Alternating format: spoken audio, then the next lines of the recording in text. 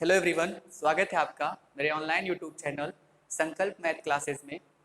Students, इस class के माध्यम से मैं हिंदी मीडियम के क्लास 10th के विद्यार्थियों को मैथ की क्लास करवा रहा हूं। उम्मीद है आपको ये वीडियो पसंद आ रही होगी। तो इसी उम्मीद के साथ कि मैं और आप मिलकर कुछ बेहतर कर सकने में सक्षम होंगे, आइए शुरू करते हैं आज का अपना लेक्चर। इसके पिछले लेक्चर में हमने यूक्लिड विभाजन एल्गोरिथम के सहायता से एचसीएफ निकाला था। एक्सरसाइज 1.1 हम लोग पढ़ रहे थे, उसमें हमने एचसीएफ निकालना सीखा था। और एक्सरसाइज 1.1 का हमने पहले क्वेश्चन का जो पहला ऑप्शन था उसका एचसीएफ निकाला था। मैंने आपसे बोला था कि 2 क्वेश्चंस हम प्रैक्टिस करेंगे और फिर इस वीडियो में उसका डिस्कशन करेंगे। तो आइए करते हैं, पहले उन दोनों क्वेश्चंस को सॉल्व करते हैं। यूक्लिड विभाजन एल्गोरिथम के प्रयोग से हमको एचसीएफ फाइंड करना है, यानी हाईएस्ट कॉमन फैक्टर, महत्तम समापवर्तक 196 और 38,220 यानी 19638,220। ठीक है। और जो थर्ड क्वेश्चन था 867 एंड 255, वो भी हम इसको सॉल्व करते हैं। ठीक है। तो सबसे पहले हम क्या करते हैं, इन दोनों संख्याओं में जो सबसे बड़ी संख्या है पहले उसको देखते हैं। तो हमें पता चलता है कि 38220 यानी 38,220 बड़ा है 196 से, यानी 196। 38220 इज बिगर देन 196, यानी कि 38,220 जो है वो बड़ा है किससे, 196 से। ठीक है। अब इन दोनों के लिए हम क्या करते हैं, यूक्लिड विभाजन एल्गोरिथम का प्रयोग करते हैं इन दोनों संख्याओं पर। तो पहले स्टेप में हमारा क्या हो जाएगा, 38,220 इक्वल्स टू 196 इंटू, अब यहाँ पर हमको एक भागफल और एक शेषफल की आवश्यकता है। तो इसके लिए हम क्या करते हैं, इन दोनों संख्याओं में जो बड़ी संख्या है उसको छोटी संख्या से भाग कर देते हैं। तो हम यही बगल में करके देख लेते हैं कितनी संख्या आती है। तो 196 से डिवाइड करेंगे 38,220 को, वन टाइम 196, 12 में से 6 जाएगा तो 6 आएगा, और यहाँ 7 यानी 17 में से 9 जाएगा तो 8 आएगा, और यहाँ बचा 2, 2 में से 1 जाएगा 1, इससे छोटा है। अब यहाँ पर 2 लिया जाएगा। उसके बाद फिर देखते हैं किससे जाएगा। तो 8 9 72, 7 8 का 8, 7 15, 9 9 81, 9 का 9 8 17, यानी कि 9 बार जा सकता है। तो 9 6 54, 5, फिर 9 9 9 81, 81 और 5 हो गया 86, और फिर 9 1 9, और 9 8 कितना 17,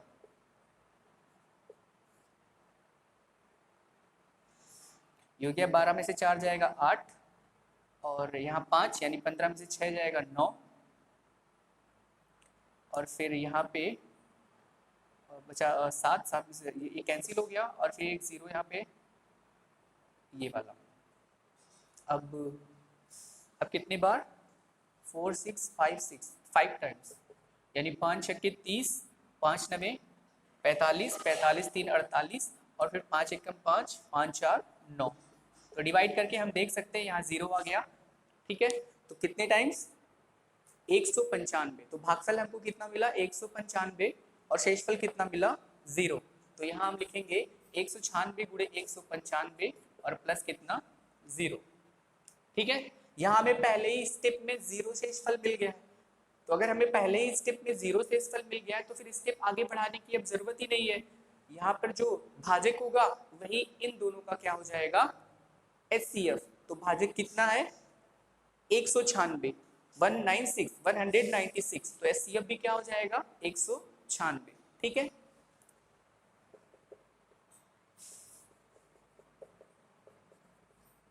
ये हो गया अपना आंसर। ठीक, आई थिंक आपको ये समझ में आ गया होगा।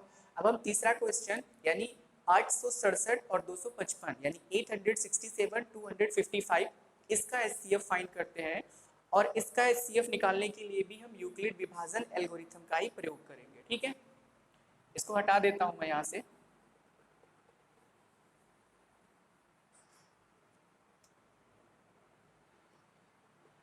चूंकि इन दोनों में जो बड़ी संख्या है वो है 867 यानी 867 बड़ा है किससे, 255 से। ठीक है, तो अब हम क्या करेंगे, इन दोनों के लिए यूक्लिड विभाजन प्रमेय का, तो चाहे तो हम यहाँ पर लिख भी सकते हैं कि 867 और 255 के लिए यूक्लिड विभाजन प्रमेय का प्रयोग करने पर, लिख के ही देख लेते हैं।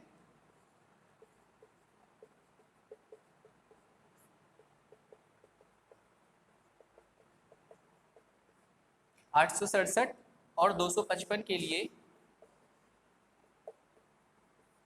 यूक्लिड विभाजन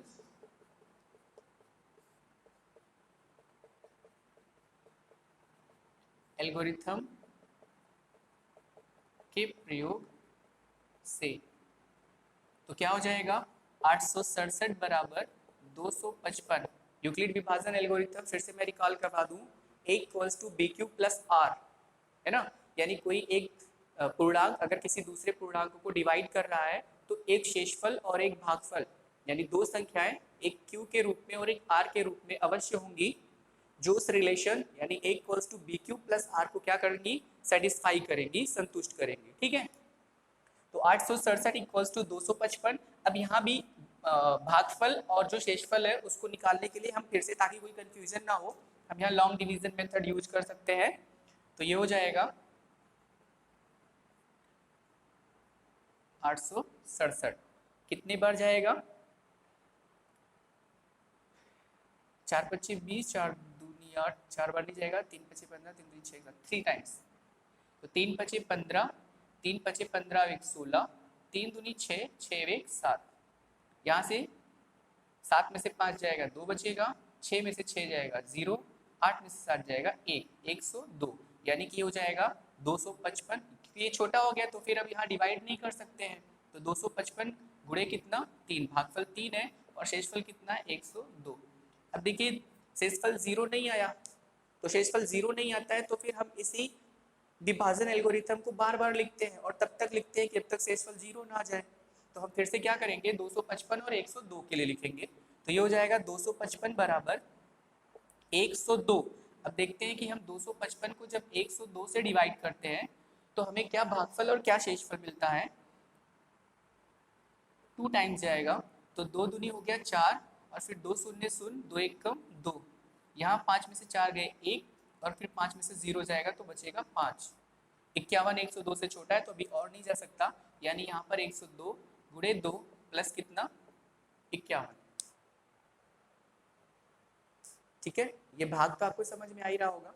फिर 255 इक्वल्स टू 102 गुणे 2 प्लस 51, यहाँ भी आपका देखिए ये 0 नहीं है, अगर 0 नहीं है तो एक बार फिर स्टेप दोहराते हैं 102 और 51 के लिए, तो 102 इक्वल्स टू 51 गुणे देख लेते हैं, और यहाँ पर तो सीधे ही 2 एक कम 2, 2 पच्चे 10, यानी 2 से अगर मल्टीप्लाई कर दे तो हम डायरेक्टली देखिए 2 एक कम 2, 2 पच्चे 10 यानी 102 मिल रहा है, तो शेषफल क्या मिलेगा यहाँ पे 0, शेषफल 0 मिल गया। तो इसी स्टेप का जो भाजक होगा वो क्या हो जाएगा, एचसीएफ, यानी एचसीएफ इक्वल्स टू 51 यानी 51, और यही हमारा क्या होगा, आंसर होगा।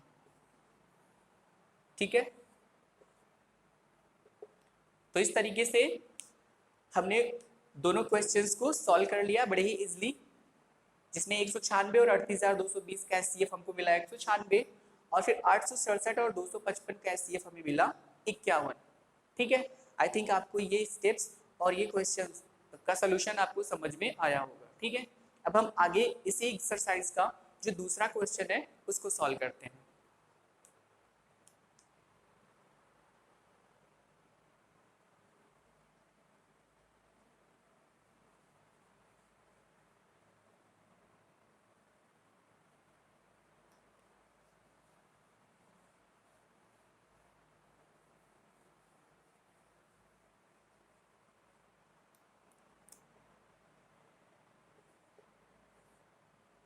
क्वेश्चन नंबर 2,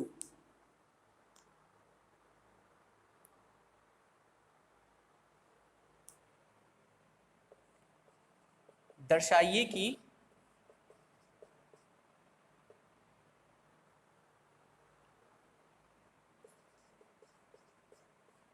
कोई भी धनात्मक विषम पूर्णांक, दर्शाइए कि कोई भी धनात्मक पूर्णांक विषम धनात्मक विषम पूर्णांक 6q प्लस 1 6q प्लस 3 या 6q प्लस 5 के रूप का होता है। यानी यूक्लिड विभाजन प्रमेय का जो एक और टाइप था क्वेश्चन को सॉल्व करने का, उसमें हम क्या देखते थे कि किसी भी धनात्मक पूर्णांक की प्रकृति का परीक्षण करते थे, यानी वो किस रूप का होता है। ठीक है, तो ये क्वेश्चन उससे उसी की तरह है एकदम, जहां Q एक धनात्मक पूर्णांक है। इस स्टेटमेंट का इस क्वेश्चन से उतना मतलब नहीं होता है, उतना लेना देना नहीं होता है, बस ये लिख दिया जाता है कि जहाँ Q एक धनात्मक पूर्णांक है, और हम लोग को पता है कि जो भागफल होता है वो धनात्मक पूर्णांक ही होता है। ठीक है, तो क्वेश्चन एक बार मैं फिर से रीड करता हूँ। दर्शाइए कि कोई भी धनात्मक विषम पूर्णांक, यहाँ पर कंसीडर करिएगा, ध्यान दीजिएगा कि ये विषम पूर्णांक है। 6q plus 1 6q plus 3 6q plus 5 इस रूप में होगा, और जहाँ q क्या है, एक धनात्मक पूर्णांक है। ठीक है, तो आइए देखते हैं इसको सॉल्व कैसे करेंगे। इस क्वेश्चन को सॉल्व करने के लिए हम फिर से क्या लिखेंगे, माना, आप सबको याद होगा हम सबसे पहले यही लिखते थे, माना ए कोई धनात्मक पूर्णांक है।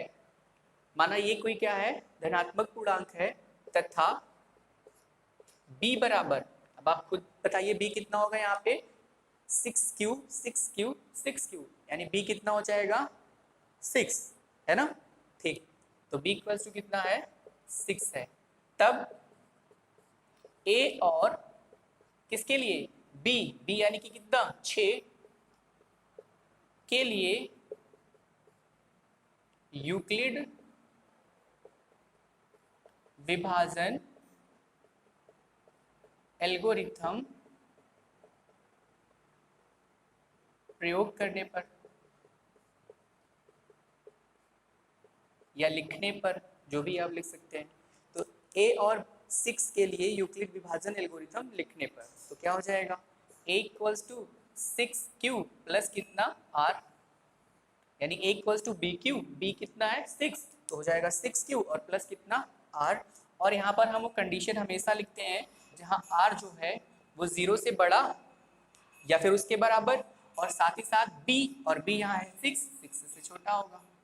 अब स्टूडेंट्स फिर से हम अगर इस रिलेशन को सेटिस्फाई करते हुए r की लिस्टिंग करें, लिस्टिंग का मतलब लिस्ट बनाएं कि r क्या क्या हो सकता है, तो फिर से हमको r की वैल्यू जो मिलेगी, सबसे पहले तो 0 मिलेगी क्योंकि 0 तो हो ही सकता है, और फिर 6 से छोटे सभी पूर्ण संख्याएं क्या हो जाएंगी, या तो 1 या तो 2 या तो 3 या तो 4 और या तो 5। तो r कितना हो सकता है, r हो सकता है या तो 0 या फिर 1 या फिर 2 3 4 या फिर 5, इसमें से कुछ भी हो सकता है। ठीक है, अब हम क्या करते हैं, r की एक एक वैल्यू के लिए पूर्णांक लिखते हैं, तो क्या हो जाएगा, जब r इक्वल्स टू 0 है तो a इक्वल्स टू क्या हो जाएगा, a बराबर हो जाएगा 6q, है ना। और जब r के प्लेस पर हम 1 रखेंगे यहाँ, तो a कितना हो जाएगा 6q प्लस कितना 1। ठीक, या अगर हम r के प्लेस पर 2 रखें तो हो जाएगा a equals to 6q plus कितना 2, या अगर r के प्लेस पर 3 रखेंगे तो हो जाएगा a equals to 6q plus 3। ठीक, ये हो गया। इसी तरीके से जो आगे हमको मिलेगा वो मिलेगा a इक्वल्स टू 4 रखने पर 6q प्लस कितना 4, और फिर आगे मिलेगा a equals to 6q plus कितना 5। यानी कि जो हमारा धनात्मक पूर्णांक है वो या तो 6q के रूप का होगा या 6q प्लस 1 के रूप का होगा, 6q प्लस 2 भी के रूप का हो सकता है, 6q प्लस 3 के रूप का भी हो सकता है, 6q प्लस 4 या फिर 6q प्लस 5, इनमें से किसी भी एक रूप का हो सकता है। अब क्वेश्चन में देखते हैं, दर्शाइए कि कोई भी धनात्मक विषम पूर्णांक, कंसीडर किस पे करना था, विषम पूर्णांक पे। तो सबसे पहले हमको इसमें से अलग करना होगा सम और विषम को, ठीक है। तो देखिए यहाँ पे 6q, मैंने आपको बताया था कि अगर कोई संख्या 2 की, 4 की, 6 की, 8 की गुणज होती है तो वो सम होती है, इसलिए ये संख्या क्या हो गई, सम। किसी सम संख्या में विषम संख्या जोड़ने पर क्या मिलेगा, विषम। सम संख्या में सम संख्या जोड़ने पर क्या मिलेगा, सम। सम संख्या में विषम संख्या जोड़ने पर क्या मिलेगा, विषम। और फिर यहां देखिए फिर से सम संख्या में सम संख्या जोड़ने पर क्या मिलेगा, सम। और सम संख्या में विषम संख्या जोड़ने पर क्या मिलेगा, विषम। अब इसमें से विषम वालों को अलग कर लेते हैं, तो विषम कौन हो गया, 6q plus 1, 6q plus 3, 6q plus 5, यानी कि 6q प्लस 1, 6q प्लस 3 और 6q प्लस 5 कैसी संख्याएं हैं, विषम धनात्मक पूर्णांक है। तो प्रूफ हो गया, यानी कि कोई भी धनात्मक विषम पूर्णांक किस रूप में हो सकता है, या तो वो 6q प्लस 1 के रूप में होगा, या फिर 6q प्लस 3 के रूप में होगा, या फिर 6q प्लस 5 के रूप में होगा। तो ये हो गया हमारा सिद्ध। और आंसर में हम यहाँ लिख सकते हैं, इसके नीचे हम आंसर में लिख सकते हैं, अतः कोई भी धनात्मक पूर्णांक विषम धनात्मक पूर्णांक 6q प्लस 1, 6q प्लस 3 और 6q प्लस 5 के रूप का होगा। ठीक है, आई थिंक आपको ये क्वेश्चन समझ में आ गया है। Very good. अब नेक्स्ट क्वेश्चन सॉल्व करते हैं।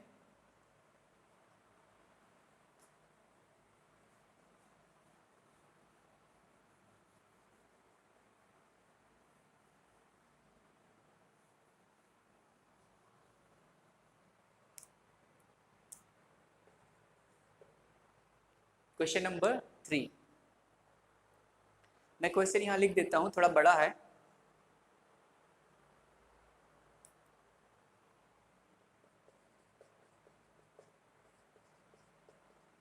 किसी परेड में 616 सदस्यों वाली एक सेना की टुकड़ी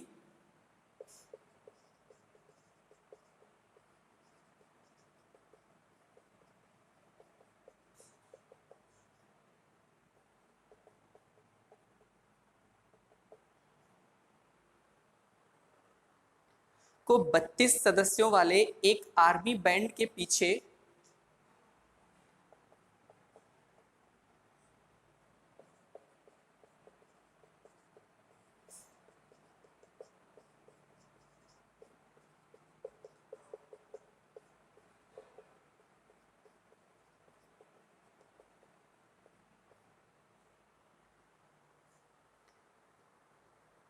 बत्तीस सदस्यों वाले एक आर्मी बैंड के पीछे मार्च करना है।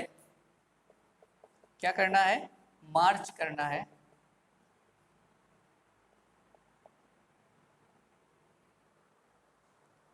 दोनों समूहों को समान संख्या वाले स्तंभों में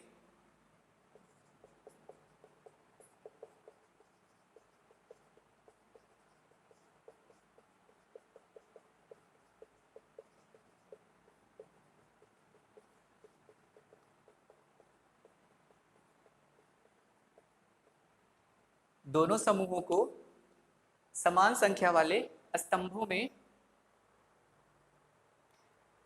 मार्च करना है।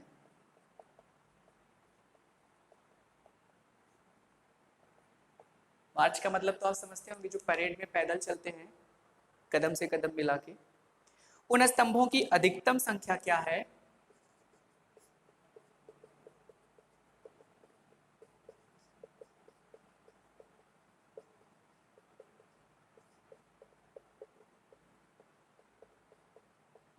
उन स्तंभों की अधिकतम संख्या क्या है जिसमें वे मार्च कर सकते हैं।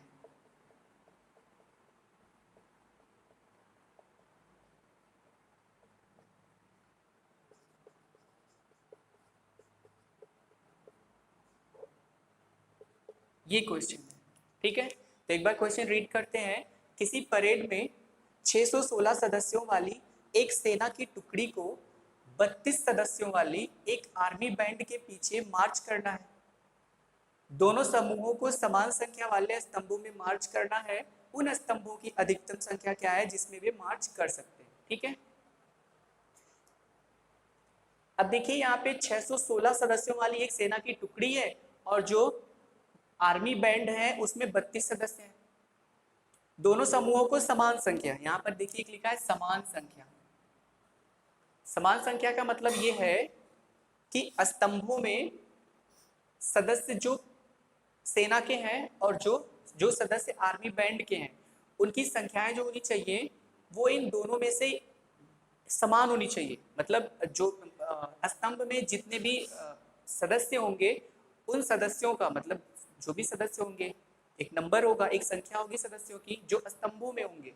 इस तरीके से जो स्तंभ बनेंगे, एक एक लाइनें बनेंगी, उन स्तंभों में क्या होगा, संख्याएं होंगी इन दोनों सदस्यों को मिला के, है ना। तो वो संख्या जो होगी वो संख्या इस संख्या और इस संख्या दोनों को क्या करेगी, डिवाइड करेगी। यानी इन दोनों में से अधिकतम लेना है, अधिकतम। और जब भी अधिकतम की बात आती है हम एचसीएफ फाइंड करते हैं। तो इस टाइप के क्वेश्चन जिसमें इस तरीके का हमको मिलेगा हम उसमें क्या फाइंड करेंगे, एचसीएफ फाइंड करेंगे। तो अगर हम इन 616 और 32 का एचसीएफ निकाल दें तो हमको स्तंभों की अधिकतम संख्या पता चल जाएगी, ठीक है। आई थिंक आपको क्वेश्चन एक्सप्लेन समझ में आ रहा होगा कि इसमें हमको करना क्या है। इसमें हमको एचसीएफ फाइंड करना है, एचसीएफ फाइंड करना है, क्योंकि स्तंभों की अधिकतम संख्या हमको फाइंड करनी है। तो स्तंभों की अधिकतम संख्या कितनी होगी उसके लिए हमको 616 और 32 का क्या निकालना होगा, एचसीएफ निकालना होगा, ठीक है। तो चलिए निकालते हैं, और वो भी यूक्लिड विभाजन, क्योंकि हम चैप्टर में वही पढ़ रहे हैं तो हमको यूक्लिड विभाजन एल्गोरिथम के प्रयोग से ही निकालना होगा, ठीक है। तो हम क्या लिखेंगे, स्तंभों की अधिकतम संख्या बराबर, स्तंभों की अधिकतम संख्या बराबर 616 और 32 का एचसीएफ,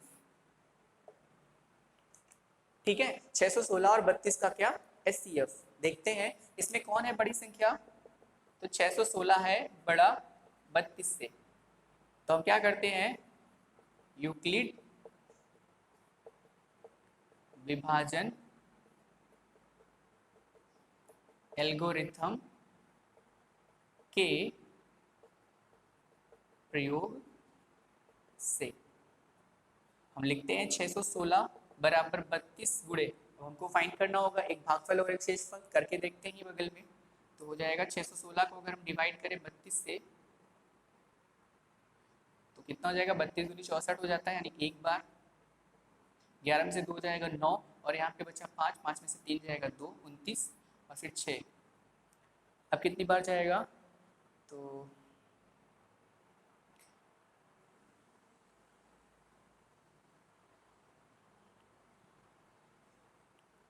9 3 27, 9 दूनी 18, 8 टाइम्स लेकर जाते हैं। 8 दूनी 16, 8 3 24, 1 25, और अगर 9 बार ले जाएंगे 9 दूनी 18, 9 3 27, 9 बार लेकर जाते हैं। तो ये हो जाएगा कितना, 9 दूनी 18 और 9 3 27, 27 1 28, 16 में से 8 जाएगा, 8 बचेगा, और यहाँ पर ये खत्म, ये खत्म, यानी कि 19 बार। तो भागफल 19 है और शेषफल कितना है, 8। अब किसके लिए, 8 और 32 के लिए। तो 32 बराबर हो जाएगा 8 गुणे, सबको पता है 8 चौके 32 होता है, तो ये हो जाएगा 4 और प्लस कितना, 0, ठीक है। तो जब हमने 616 और 32 में यूक्लिड विभाजन एल्गोरिथम लगाया तो हमको भागफल 19 और शेषफल 8 मिला, और जब शेषफल 8 मिला तो वो 0 है नहीं, तो उस कंडीशन में हमको भाजक और शेषफल पर फिर से क्या करना होता है, यूक्लिड विभाजन एल्गोरिथम लगाना होता है। तो 32 बराबर 8 चौक 32 यानी भागफल 4। अब 8 चौक 32 पूरा हो गया तो शेषफल 0 हो जाएगा। जैसे शेषफल 0 आ गया एचसीएफ हमारा यही भाजक हो जाएगा। तो एचसीएफ कितना हो गया 8। एचसीएफ कितना हो गया 8। तो आंसर कितना हो जाएगा हमारा, सदस्यों की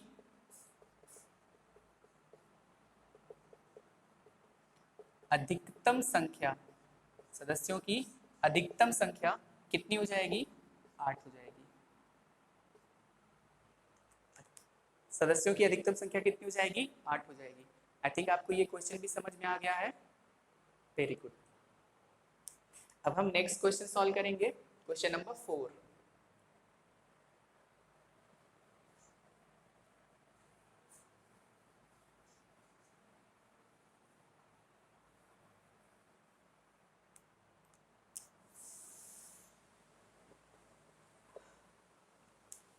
क्वेश्चन नंबर 4।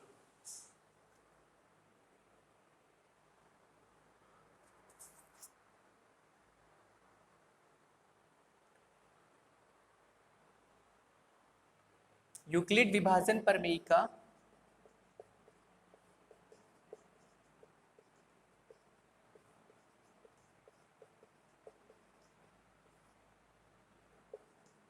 की सहायता से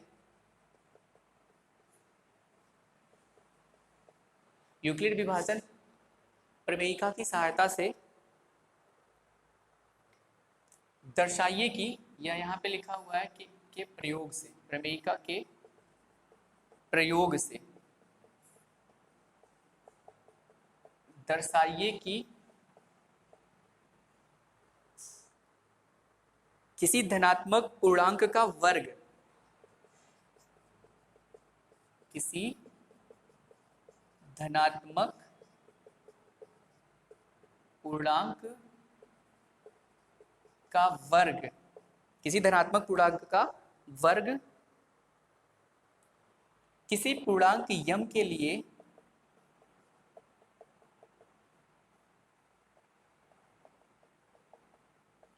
किसी पूर्णांक यम के लिए 3m या 3m+1 के रूप का है।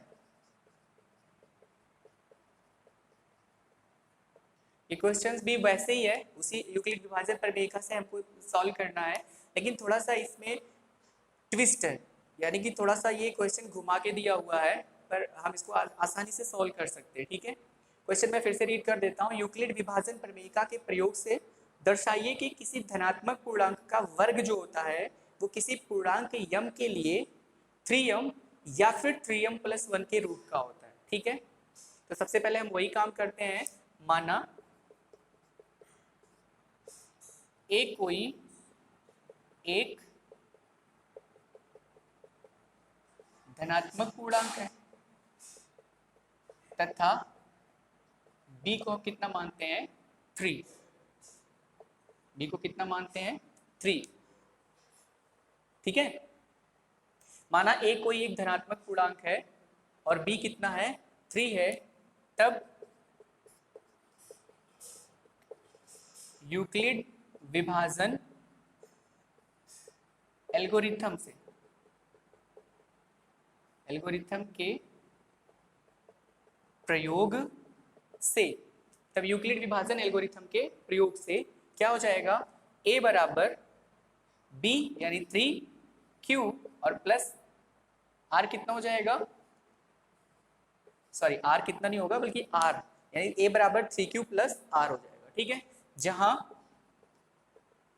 जहां r कितना होगा सबको अब तो पता ही चल गया होगा, 0 से बड़ा या फिर 0 के बराबर, और साथ ही साथ b यहाँ 3 है तो 3 से छोटा। अगर हम इस r की लिस्टिंग बनाएं तो r क्या हो जाएगा, या तो 0 या फिर 1 और या फिर 2। 3 हो नहीं सकता क्योंकि पूर्ण संख्या 3 से छोटी है तो 3 पूर्ण संख्या, तो 3 से छोटी पूर्ण संख्या 2 होती है, 1 होता है और एक 0 तो है ही। अब इसके लिए हम क्या करते हैं, पूर्णांक लिखते हैं, यानी a अगर 0 यहाँ रखेंगे तो 3q हो जाएगा, या अगर यहाँ पर 1 रखेंगे तो a इक्वल्स हो जाएगा 3q +1, या अगर हम यहाँ पर 2 रखेंगे तो क्या हो जाएगा, a = 3q + 2। क्वेश्चन थोड़ा ध्यान दीजिएगा, यहाँ किसी धनात्मक पूर्णांक का वर्ग लिखा हुआ है, इसका मतलब इस धनात्मक पूर्णांक का हमको क्या फाइंड करना है, वर्ग फाइंड करना है। तब a का वर्ग हम निकालें तो यहाँ कितना होगा, a का वर्ग, तो दोनों संख्याओं का वर्ग 3q का वर्ग, तो 3 का वर्ग 9 होता है और q का वर्ग कितना होता है, q²। यहाँ देखिए 3q का स्क्वायर, इसका मतलब इसका 2 बार गुणा, यानी 3q × 3q, तो 3 3 = 9 एंड q × q। तो हम सबको पता है कि जब किसी एक ही संख्या का जो कि चर है उसका एक से ज़्यादा बार गुणा होता है तो हम जितनी बार गुणा होता है उतनी उसी को उसकी घात के फॉर्म में लिख देते हैं, घात के रूप में लिख देते हैं। तो q 2 बार गुणा हुआ है इसलिए q को घात 2 लिख दिया, ठीक है, 9q²। या यहाँ पर अगर हम a² की बात करें तो a² हमें क्या मिलेगा, 3q, मैं यहाँ पे इधर कर देता हूँ इसको, क्या हो जाएगा ये, ताकि आप आसानी से समझ पाइए। यहाँ ये हो जाएगा 3q + 1² अब आप सबको पता है अगर हम इसको x माने और इसको y माने तो x + y², यहाँ पर एक ये x + y², ठीक है, फार्मूला सबको पता है, यानी x² + y² + 2xy, यही तो होता है ना।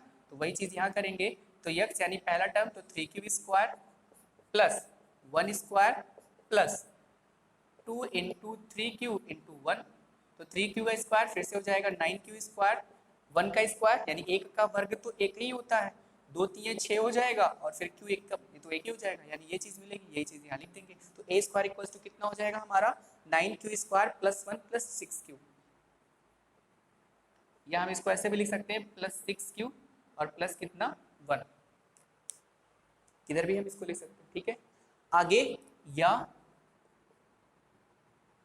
a² अगर हम यहाँ से निकालना चाहें तो ये कितना हो जाएगा, 3q + 2, जहाँ 1 है वहाँ क्या हो जाएगा 2, तो यहाँ क्या हो जाएगा 2 और यहाँ क्या हो जाएगा 2, तो 2 का स्क्वायर कितना होता है 4 और 2 3 6 दूनी कितना हो जाएगा 12q, ठीक है। अब हम इसमें लिख सकते हैं 9q² + 12q और प्लस कितना 4, लिख सकते हैं ना, क्योंकि हम इसको इस तरफ और इसको इस तरफ करके भी लिख सकते हैं, ठीक है। या अगर हम इसको थोड़ा सा एक्सप्लेन करें, मतलब थोड़ा सा सिंप्लीफाई करें, तो ये कितना हम इसको लिख सकते हैं 9, मैं यहाँ पे लिख देता हूँ थोड़ा, अगर हम इसको एक्सप्लेन करके थोड़ा सा बनाएं तो हो जाएगा 9q² + 12q और प्लस 4 को हम लिख सकते हैं 3 + 1 यानी 3 + 1 लिख सकते हैं, इस तरीके से लिख सकते हैं ना, ठीक। तो ये हो जाएगा कितना, या 9q² + 12q और प्लस कितना 3 + 1। अभी आप खुद समझ जाएंगे कि हमने इसको इस तरीके से क्यों लिखा हुआ है, ठीक है। अब यहाँ देखिए, अगर हम यहाँ पर इन दोनों में 3 को कॉमन कर लें, किसको कॉमन कर लें 3 को, तो 3 जैसे ही कॉमन करेंगे यहाँ बच जाएगा 3q² और प्लस 3 यानी 3 दूनी 6, 3 2 6, तो 2 बच जाएगा और साथ ही साथ q भी बचेगा, क्योंकि हमने यहाँ q नहीं निकाला है, q कॉमन है पर हमने q नहीं निकाला है। उसके लिए हम जो प्रूफ करना है इसको भी देखते चलेंगे। यहाँ देखिए 3 के साथ केवल 3 है, इसलिए हमने केवल 3 को बाहर निकाला, क्योंकि हमको यही चीज़ प्रूफ करना है, इसलिए हमने केवल 3 को बाहर निकाला, ठीक है। और यहाँ पर क्या हो जाएगा, या अगर हम इतने में देखें और 3 को कॉमन करें तो 3 को जैसे निकालेंगे तो ये अंदर 3q² प्लस 3 4 = 12 यानी 3 चौक के 12 और इसके साथ q भी बचेगा और प्लस कितना 1, यहाँ 3 1 3 और प्लस कितना 1, ये चीज़। और यहाँ पर अगर हम इसी चीज़ को ऐसे लिखें a² या और यहाँ भी a² ही, क्योंकि हमने a² को ही लिखना है, तो ये हो जाएगा 3 × 3q² और यहाँ +1 भी है। ध्यान दीजिएगा, a² = 3 × 3q² हम लिख सकते हैं, बिकॉज 3 3 9 यानी 3 3 के 9q² को हम 3 × 3 ये गुणा है, इनटू गुणा, या फिर ए स्क्वायर को हम क्या लिख सकते हैं, 1 की घात 2 को हम लिख सकते हैं 3, केवल हमने 3 को बाहर किया हुआ है, ठीक है, इस ध्यान रखिएगा क्योंकि हमको 3 ही यहाँ चाहिए। तो 3 क्यू स्क्वायर प्लस 2 क्यू, और ये जो +1 पहले बचा हुआ था वो पीछे ही रह जाएगा। यहाँ पर हमने 3 को जब बाहर किया तो जो चीज़ बाहर निकलती है उससे डिवाइड होता है, तो 3 से जब 9 को डिवाइड करेंगे तो 3 बचेगा, 12 को डिवाइड करेंगे 4 बचेगा, और जब 3 को डिवाइड करेंगे यानी भाग देंगे तो कितना बचेगा, 1 बचेगा, और फिर +1 पहले से ही यहाँ पे है, ठीक है। अब एक चीज़ देखिए, अगर हम इसको यम माने, इसको क्या माने, यम माने, तो ये क्या हो जाएगा, 3m, ये क्या हो जाएगा 3m। और अगर हम इसको m माने, इसको, तो ये क्या हो जाएगा 3m + 1, और अगर हम इसको m माने तो ये क्या हो जाएगा 3m, और बाद में कितना +m, यहाँ भी 3m + 1, यहाँ 3m + 1, और यहाँ 3m। स्टूडेंट्स यहाँ पर एक चीज़ ध्यान रखना है कि ये जो m हम ले रहे हैं, आप अपने माइंड में ये मत सोचिएगा कि ये m हमेशा इक्वल होगा, बिल्कुल नहीं, क्योंकि ये जो पूर्णांक हमको मिलते हैं, ये जो पूर्णांक हमको मिला हुआ 3q + 1 3q + 2, ये भी अलग है, पूर्णांक अलग है। तो इसके लिए हम क्या करते हैं, ये सेपरेट चीज़ें हैं, या तो इस रूप में मिलेगा या फिर इस रूप में, या लगा हुआ है ना, थोड़ा सा वर्ड पे ध्यान दीजिएगा, शब्द पे ध्यान दीजिएगा, या का मतलब या तो ये मिलेगा, या तो ये मिलेगा, और या तो ये, या फिर इस रूप का होगा, या फिर इस रूप का होगा, या फिर इस रूप का होगा। तो अगर इस रूप का है तो उस कंडीशन में 3 × 3q², अगर हम इसको यम सिंप्लीफाई, मतलब शॉर्ट फॉर्म में, शॉर्ट फॉर्म का क्या मतलब है कि इसको हम प्रतीक के रूप में यानी प्रतीकात्मक रूप में हम इसको क्या कर दें यम, तो ये हो जाएगा 3m।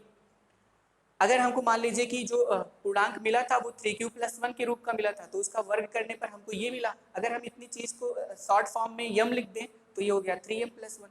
ऐसे ही अगर हमको पूर्णांक 3q + 2 मिला तो इसका जो स्क्वायर था वो 3q² + 4q + 1 × 3, और इसको अगर हम यम मान लें, प्रतीक के रूप में अगर हम इसको यम लिखें तो 3m + 1 हो जाएगा। क्लियर? तो आप देख सकते हैं या तो 3m के रूप में मिल रहा है, या फिर 3m + 1 के रूप में मिल रहा है, या फिर 3m + 1 के रूप में मिल रहा है। तो वही तो क्वेश्चन था कि किसी धनात्मक पूर्णांक का वर्ग जो है वो किसी पूर्णांक यम के लिए या तो 3m होगा या फिर 3m + 1 के रूप का होगा। तो हमने वही चीज़ प्रूव किया, जब हमने इसको प्रतीक के रूप में यम लिखा तो ये 3m हो गया, इतने को अगर हमने प्रतीक के रूप में यम लिखा तो ये 3m + 1 हो गया, इतने को अगर हमने यम के रूप में लिखा तो 3m और +1 हो गया। तो दो ही चीज़ तो मिल रही है, या तो 3m मिल रहा है तो 3m + 1, क्योंकि ये दोनों तो 3m + 1 एक ही चीज़ हुआ ना, तो 3m और 3m + 1, इस तरीके से ये चीज़ क्या हो गई, सिद्ध हो गई, ये चीज़ क्या हो गई, सिद्ध हो गई।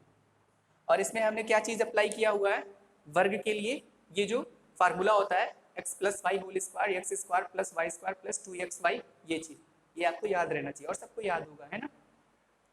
तो स्टूडेंट्स इस तरीके से हमने इस लेक्चर में हमने एक्सरसाइज 1.1 के 4 क्वेश्चन किए हुए हैं, एक क्वेश्चन बच गया है, उसको हम नेक्स्ट एक्सरसाइज में करते हैं। तो उम्मीद है आपको ये वीडियो पसंद आ रही होगी और सॉल्यूशन भी आपको समझ में आ रहे होंगे। तो अगर आपको ये वीडियो पसंद आ रही है तो इस वीडियो को लाइक करिए, शेयर करिए और चैनल को सब्सक्राइब भी ज़रूर करिएगा। हैव अ गुड डे, धन्यवाद।